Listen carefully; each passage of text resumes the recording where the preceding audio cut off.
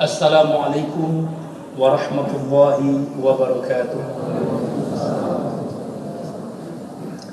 Bismillah walhamdulillah wassalatu wassalamu ala Rasulillah sallallahu alaihi wasallam. Bapak dan Ibu, kita kembali bersyukur pada Allah Subhanahu wa taala. Ini adalah lanjutan kajian tauhid yang sudah kita kemukakan pada pekan yang lalu. Sekali lagi kita bersalawat untuk Rasulullah sallallahu alaihi wasallam. Allahumma shalli ala Muhammad wa ala ali Muhammad. Ibu dan Bapak yang terhormat, bagi Bapak Ibu yang baru bergabung dengan Masjid Muslimin, kita tengah melakukan kajian tafsir ayat tauhid. Pada pekan yang lalu kita mulai mengkaji tentang ujian syahadatain, bahwa syahadat kita ini sesungguhnya harus dibuktikan dengan melewati ujian yang diberikan Allah Subhanahu wa taala dengan sungguh-sungguh. Dan memang Ibu Bapak jamaah yang terhormat, hidup kita ini sesungguhnya adalah ladang ujian. Kita mulai memahami kembali pada pekan yang lalu surah Al-Ankabut, surat ke-29, ayat 1 sampai ayat 3, bahwa di situ kita menemukan pesan Allah Subhanahu wa taala bahwa syahadat kita ini harus dibuktikan dengan melewati ujian dari Allah Subhanahu wa taala. Dan ujian itu untuk membuktikan, untuk menunjukkan mana yang syahadatnya palsu dan mana syahadatnya yang benar-benar lurus. Bagi Bapak Ibu yang baru bergabung, kita dengar kembali, atau Bapak Ibu menyegarkan kembali ingatan kita, surah Al-Ankabut, ayat yang sangat terkenal, surat yang ke-29, ayat 1 sampai ayat 3. A'udzu billahi minasyaitonir rajim. Bismillahirrahmanirrahim. Alif lam mim. Ahasiban nasu ay yasrafu ay yaqulu amanna wa hum la yuftanun. Wa laqad fatanna alladhina min qablihim fala ya'lamanna Allahu alladhina sadaqu wa la ya'lamanna al-kadhibin. Allahumma arhamna bil Qur'an. Alif lam mim. Allah yang tahu maknanya. Ahasiban nas, apakah manusia itu menyangka, ayyasrafu, kami biarkan mereka begitu saja, ayyaqulu, mengatakan amanna, kami sudah beriman ya Allah, kan dengan kami sholat, dengan kami puasa, dengan kami zakat, dengan kami haji, kami sudah beriman ya Allah. Wahum la yuftanun, sebelum mereka diuji. Ini yang kita bahas pekan lalu, uji. Dan pada akhirnya Allah menyebut ujian itu fala ya'lamanna Allahu alladhina shadaqu wa la ya'lamanna al-kadhibin. Dengan ujian diberikan Allah itu nanti akan ketahuan siapa yang palsu, yang benar syahadatnya, dan siapa yang palsu.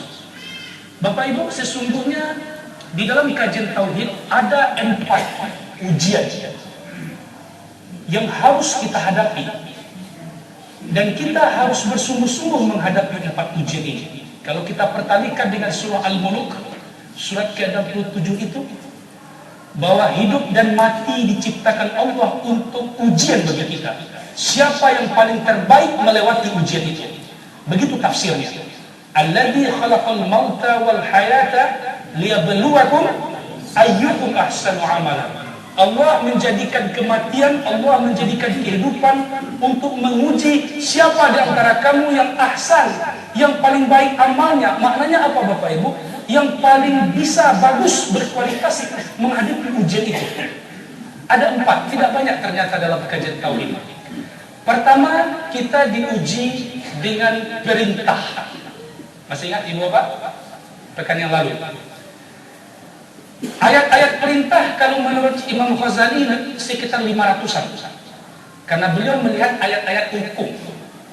Tetapi mayoritas ulama menyebutkan bahwa ayat-ayat perintah dalam Quran ini lebih dari 500. Meskipun ayat itu tidak langsung menunjukkan memerintahkan, meskipun ayat itu bisa jadi mengandung kisah, tapi kalau di dalamnya ada perintah, di dalamnya ada kewajiban syariat, itu sebenarnya masuk ayat-ayat perintah.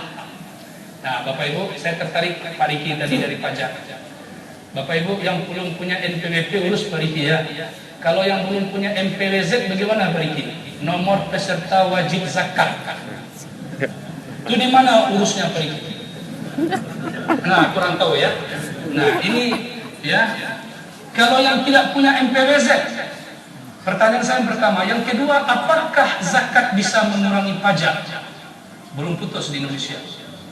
Undang-undang zakat pertama ditandatangani tahun 2009 oleh Presiden B.J. Habibie.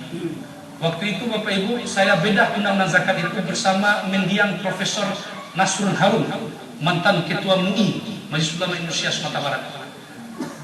Di Arab Saudi, zakat mengikat, mirip seperti Pak Diki bilang tadi.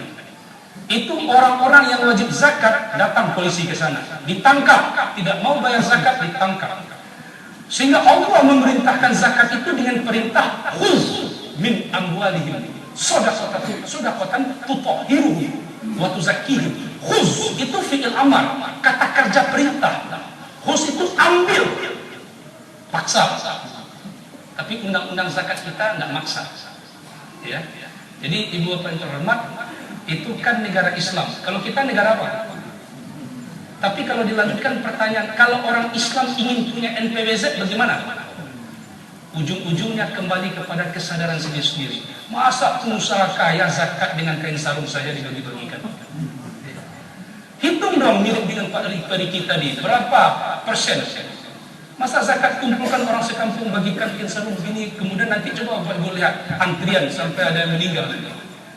Beginilah Ibu Bapak terhormat, ayat-ayat perintah. Maka ujian sesungguhnya yang pertama adalah ujian kita untuk menaati perintah. Satu, tidak akan kita lanjutkan karena sudah pekan yang lalu kita bahas. Yang kedua, Ibu Bapak terhormat, ini agak kenajaman yang malam hari ini. Kita diuji dengan larangan. Yang ketiga, diuji dengan musibah. Nah, ini yang paling banyak ya Bapak ya. Asal bicara ujian yang mana paling banyak disebut? Ah, yang tiga ini, galodo, kematian. Kalau yang perintah sama larangan, ya harus kita bahas juga. Dan yang keempat, diuji dengan upaya orang-orang di luar Islam yang ingin merusak Islam ini. Nah, ini jarang juga dibahas. Ya. Sehingga seakan-akan ujian dari Allah itu adalah ujian dalam bentuk musibah. Itu Muslim Rohingya, ujian Allah kepada kita. Kita bisa berbuka, kita bisa sahur dengan baik, sementara Muslim Rohingya yang di Aceh itu, bagaimana mereka sahur? Sehingga kita bersyukur Bapak Ibu, beberapa pagi yang kemarin kita bisa mengumpulkan infak untuk Palestina 9 juta lebih. Ya, karena kami berkoordinasi, itu Ustadz Arman Husni yang menjadi translator penterjemah itu, kita langsung koordinasi bagaimana keadaan di muslimin, membawa saya dari Palestina. Kita diuji Bapak Ibu terhormat. Ujian yang keempat ini malahan juga sangat dahsyat. Allah Subhanahu wa taala bahkan terus terang menyebut dalam Quran, ada orang-orang yang ingin memadamkan api Islam ini, memadamkan cahaya Islam ini. Kalau Bapak buka surat An-Nisa ayat 27, untuk ujian yang keempat ini ditegaskan lagi dalam wahyu itu.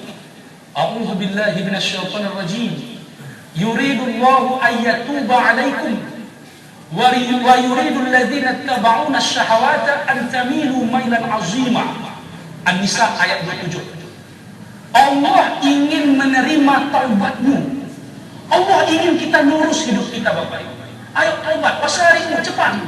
Allah rindu kita bertobat. Tapi Allah ingatkan dalam ayat berikut, wa yuridul ladzina yattabi'una asy-syahawat an tamilu mailan 'azima. Dan orang-orang yang mengikuti syahwat mereka ingin engkau sesat sejauh-jauhnya dari jalan Allah. Jadi ada dua perlombaan sampai hari kiamat Bapak Ibu. Pertama, orang-orang yang selalu menyeru kepada kesesatan, sabar dengan kesesatannya. Sabar Bapak Ibu, ini lain lagi kajian tauhidnya nanti. Banyak ayat dalam Quran menyebutkan orang-orang sesat pun sabar dengan kesesatannya. Bagaimana kita akan berhenti berdakwah Ibu Bapak terhormat? Bagaimana kita akan berhenti mencampaikan Al-Quran ini sementara orang-orang yang selalu ingin sesat umat ini tidak pernah tidur, tidak pernah berhenti? Coba Bapak Ibu tengok siaran televisi mana yang paling digandrungi, siapa yang paling kuat? Majalah-majalah, surat kabar, siapa yang paling kuat? Bagaimana kita akan diam untuk tidak menyampaikan kebenaran sementara orang-orang yang ingin sesat umat ini tidak pernah diam, tidak pernah tidur? Ini ujian keempat, Ibu Bapak yang terhormat. Diuji dengan cobaan, ancaman, gangguan, hambatan dari orang-orang di luar Islam yang ingin merusak agama ini. 4 ujian tauhid itu Bapak Ibu. 1, diuji dengan perintah. 2, diuji dengan larangan. 3, diuji dengan musibah. 4, diuji dengan orang-orang di luar Islam yang ingin mengganggu agama ini. Maka Allah ingin melihat ayyukum ahsanu amala. Siapa di antara kamu yang paling bagus menghadapi ujian ini? Siapa di antara kamu yang paling bersungguh-sungguh menghadapi perintah Allah sehingga dia menjawab sami'na wa ata'na? Saya Ibu, kalau pengajian kita pekan yang lalu kan judulnya diluruskan, diluruskan bengkok, dibiarkan, diluruskan patah, dibiarkan bengkok. Itu surat Al-Ahzab, Ibu, surat 33 ayat 59 tentang perintah menutup aurat. Tidak berat. Berapalah beratnya kain ini diulurkan ke dada. Ketika ayat ini turun, Ibu Bapak silakan baca tafsir apa yang terjadi di Madinah ketika itu. Wanita-wanita muslimah yang sedang di pasar, yang sedang di jalan, ketika suami mereka pulang dari masjid lalu mendengar ada kabar, ada perintah, ya ayuhan nabi qul li azwajika wa banatika wa nisa'il mu'minina. Wahai Nabi, sampaikan kepada istrimu, istri-istrimu, kepada anak-anak perempuanmu, kepada istri wanita-wanita beriman, yudnina alaihinna min jalabihin, agar mereka mengulurkan jilbab ke dadanya. Dzalika adna ay yu'rafna fala yu'dzain. Yang demikian itu supaya mereka bisa dikenal Islam atau tidak, muslimah atau tidak. Fala yu'dzain, dan mereka tidak diganggu. Sebab sebelum ayat ini turun, wanita-wanita Islam itu Bapak Ibu dari leher sampai dada terbuka saja, terutama para budak, sehingga mereka diganggu oleh orang-orang musyrik. Maka tutup supaya kamu tidak diganggu lagi. Wa kana Allahu ghafurur rahim. Dan Allah Maha Pengampun, Allah Maha Penyayang. Bapak Ibu, ketika ayat ini turun, disampaikan di pasar-pasar, turun wahyu tadi, telah turun wahyu. Wanita-wanita yang mendengar langsung mereka berlarian. Di jalan-jalan di Madinah itu mereka berlari pulang ke rumah mencari kain untuk menutupkan dari kepala sampai ke dadanya. Sekarang sudahkah seperti itu wanita muslimah kita? Bu, insya Allah sudah yang hadir di masjid muslim ini. Insya Allah, yakin saya, ibu semua sudah berjilbab. Itu makanya nggak ada yang buka aurat saja. Ya, apalagi kalau pergi umroh, wah, spesial pakai umrohnya, jubah putih. Ini bapak-bapak ini kalau umroh pakai jubah semuanya. Ya, pakai baju semuanya, baju haji namanya. Tapi kalau sudah pulang dari Makkah, insya Allah tetap seperti itu. Buktinya banyak di pasar kita lihat orang pakai jubah. Ya, khususnya yang tetap memelihara auratnya, menutup aurat. Tapi coba Bapak Ibu tengok, ada apa sebenarnya? Hanya kain mengulurkan ke dada begitu berat, tidak menyerahkan nyawa kita di jalan Allah. Ini saja. Di situ jawabannya tauhid, Bapak Ibu. Maka tauhid ini disebut dengan fikih akbar, fikih yang sangat besar. Sebelum kita mengkaji fikih biasa, fikih akbar kita kaji dulu. Sebelum kita mengkaji kaifiyatus shalah, bagaimana cara sholat, kita harus mengkaji limadza, kenapa kita sholat. Itu tauhid, Bapak Ibu. Sebab dari tauhid kita mengenal siapa yang memerintah dan siapa diperintah. Tapi kalau nak tahu siapa yang memerintah, swakilando dan gitu. Sami'na wa asaina, jawaban orang munafik. Kami dengar, tapi kami ingkari. Mudah-mudahan kita tidak seperti itu. Satu. Yang kedua, Ibu Bapak, ujian berat lagi seperti jalan mendaki. Kita diuji dengan larangan. Kalau Bapak lihat judul di sana dibuat oleh Pak Pengurus, pesan saya juga itu, nikmat lupa. Ini apalagi nikmat lupa. Lupa ibu bapak, ada yang sebenarnya nikmat dari Allah dan ada yang kita tidak boleh lupa. Atau icak-icak lupa. Lupa itu sebenarnya nikmat Allah, ibu bapak. Coba kalau kita tidak pernah lupa, sehingga ada penyakit yang tidak bisa lupa, namanya hypertemesia. Itu saya lihat catatan dulu. Hyper itu berlebihan, temesia itu mengingat berlebihan. Betapa menderitanya kita, ibu bapak yang terhormat, ingat kita semuanya, tidak bisa tidur. Di dunia ini dalam penelitian hanya 20 orang saja, lebih kurang, yang mendapat penyakit hypertemesia ini. Tidak bisa lupa, ingat semuanya. Tetapi ibu bapak, ada lupa yang kita tidak boleh lupa. Jadi lupa itu nikmat Allah sebenarnya. Ya. Namun ada lupa kita tidak boleh lupa. Lupa dengan larangan. Kenapa kita lupa dengan larangan? Satu, telah dikuasai oleh syaitan. Dua, tidak ada azam untuk melawan godaan itu. Allah mengungkapkan ini yang membuat nenek kita Nabi Adam alaihissalam lupa. Tidak ada azam. Ketika dibujuk, dirayu, digoda terus, dipatahkan argumennya, logikanya oleh syaitan. Kamu tahu Adam, Allah melarang mendekati pohon ini. Baca Quran nanti bapak ibu, surat Toha, surat yang ke-20 itu, dari ayat 115 sampai 123. Allah melarang engkau mendekati pohon ini. Adam tahu nggak? Supaya engkau nggak kekal di surga ini. Jadi yang menyebut nama pohon itu pohon khuldi, setan. Jangan kita sebut juga pohon khuldi. Sama kita dengan setan. Ya. Oh itu, iya, supaya kamu tidak kekal di surga ini. Cobalah sedikit. Akhirnya Nabi Adam AS tidak punya azab. Itulah ciri karakter manusia, tidak punya azab. Bapak ibu simak, saya ajak ibu bapak membuka surat Toha, surat ke-20, ayat 115. Pangkalnya saja, ayat 115 saja dulu. Ayat yang pertama, 115, tentang kisah Nabi Adam ini. A'udzu billahi minasyaitonir rajim. Bismillahirrahmanirrahim. Walaqad ahidna ila Adam min qablu fanasiya wa lam najid lahu azma. Dan sungguh telah kami pesankan kepada Adam. Ahidna, telah kami pesankan kepada Adam. Laba janji ayat mana? Ahada ila Adam. Ya, pesannya jangan dekati pohon ini. Itu sebenarnya Bapak Ibu cuplikan ujian hidup kita. Banyak pohon-pohon yang Allah suruh kita dekati saja. Tapi ada beberapa pohon yang Allah larang kita untuk mendekatinya.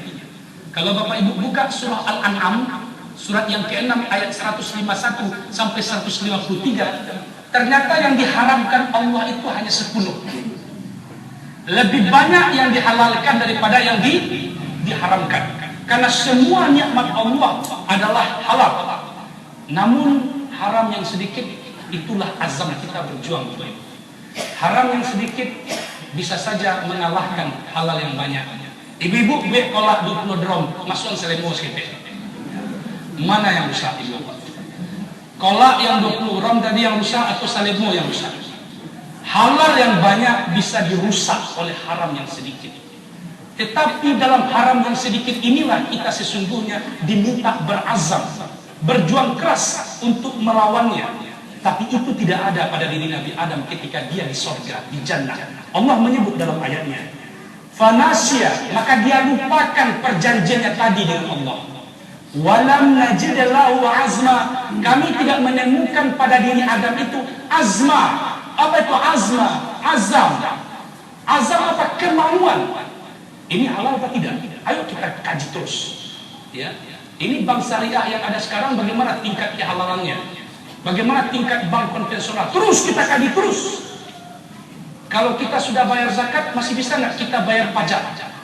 Terus kita kaji. Kita ingin cari jalan yang lurus. Terus kita butuh fatwa. Kita terus pertanyakan, Itu menunjukkan kita ada azam. Apa sebab Bapak Ibu?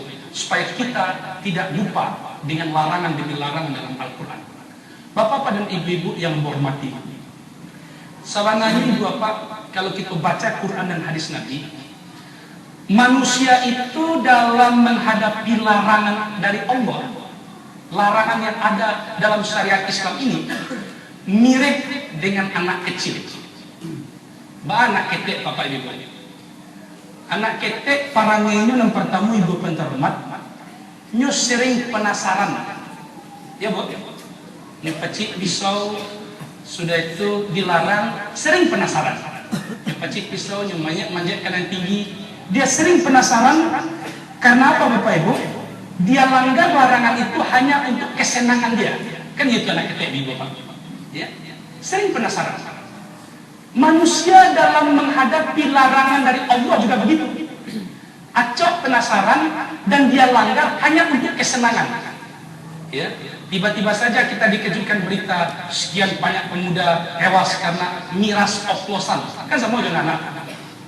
Jadi Bapak Ibu yang terhormat, ada orang dewasa tapi jiwa tauhidnya masih mirip anak-anak, kata Nabi dalam hadis-hadis Nabi.